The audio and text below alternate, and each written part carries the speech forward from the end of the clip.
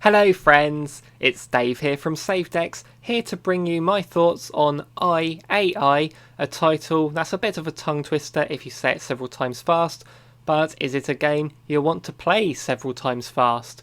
Let's take a look at it. Thank you to Sometimes You for providing me with this Nintendo Switch copy coming out on the 9th of December.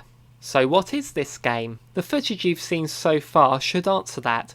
It's a shmup, as I believe people call them. I don't play a whole lot of these games as I find them a bit samey, so I can't really judge this game compared to others. All I can do is call it as I see it, so hopefully fans of the genre can see from the footage and how I describe it if it is one worth getting if you already own loads of them. You control this ship with the analog stick, lots of other ships and cannons and whatnot are shooting at you, you dodge their projectiles while shooting at them. That seems very straightforward. You start off with a mission that has no shooting at all, and then you are presented with the level select screen. At first I thought this was structured like Star Fox 64, where you have branching paths depending on how you finish a level. But no, you play them in a set order, going round in a circle. So how does it play? It seems like your standard shmup at first, analog stick to move around and the R button is to shoot. There really isn't any point where you don't want to be shooting, so it would have been nice to have had an option to just be always shooting without holding the button down, but you can't have everything. Every time you kill an enemy, you get these blue orbs, which act as the game's currency. This currency is used to power up your ship.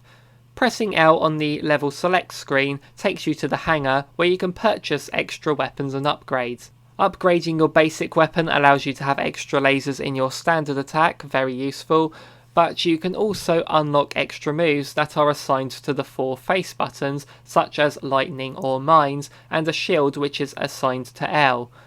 The shield gives you invincibility for a few seconds. It did end up killing me more often than not because I got a bit carried away and forgetting how short it lasts. There are also homing rockets that fire off periodically with your normal fire as well, which is a very useful upgrade. Buying the resurrection upgrade gives you 2 lives, and upgrading it again will give you 3 lives going into each level, and you get the option to extend your health meter too, so you can be defensive with this. Once you've purchased one of these upgrades, you have got it forever, so you don't need to re-buy things at all to say stock up ammo or anything.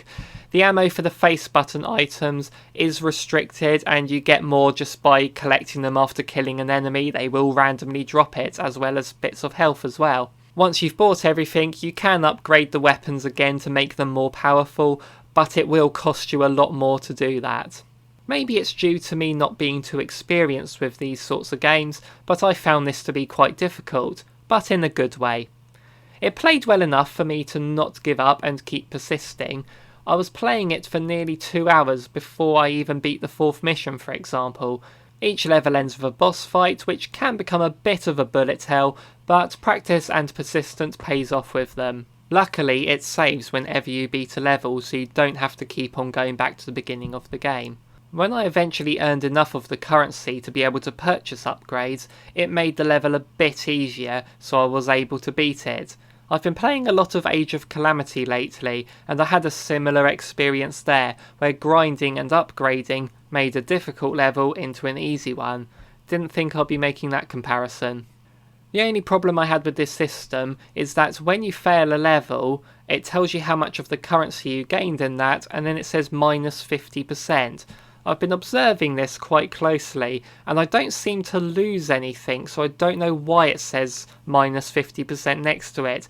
Maybe it withholds half of them from me until I beat the level properly, but if it does do that, it's just making the game feel like padding and the grinding twice as long as it needs to be.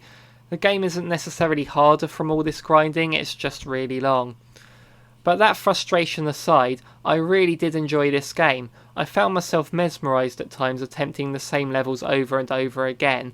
Graphically the game looks nice, there is a good lot of variety in the backgrounds, and it was nice to see a space setting use a good mix of colour. Although sometimes it did become difficult to tell what was in the background and what was in the foreground, particularly the asteroids.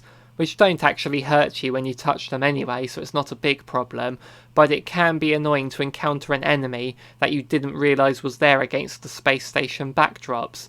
Another reason you should always be firing. But another nice feature is the more powerful enemies have a health bar on top of them, so you always know how close they are to being blown up.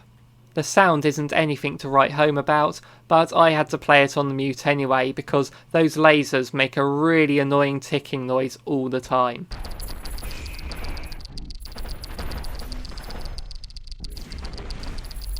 The game costs £8.99, which in itself is not a bad price, although I noticed for a few pounds more you can get the shmup collection, which includes 3 games, but I can't speak for their quality having not played it. I found IAI to be a really fun game. The overall presentation is very good, the gameplay is simple to get into, but it is by no means a simple game. It's just a shame that it can feel grindy at times when there really is no need for it to take that long. I'm not too experienced with the genre, but I thought this was a really good game. Maybe there are other shmups out there that do everything this game does and better, I do not know. So if you're well informed of the genre, then let me know down below how you think this game looks compared to others, and if there are any shmups out there that you think I should take a look at. Make sure you hit that subscribe button to keep up to date with us in the future. So thank you very much for watching everyone, see you in the next one.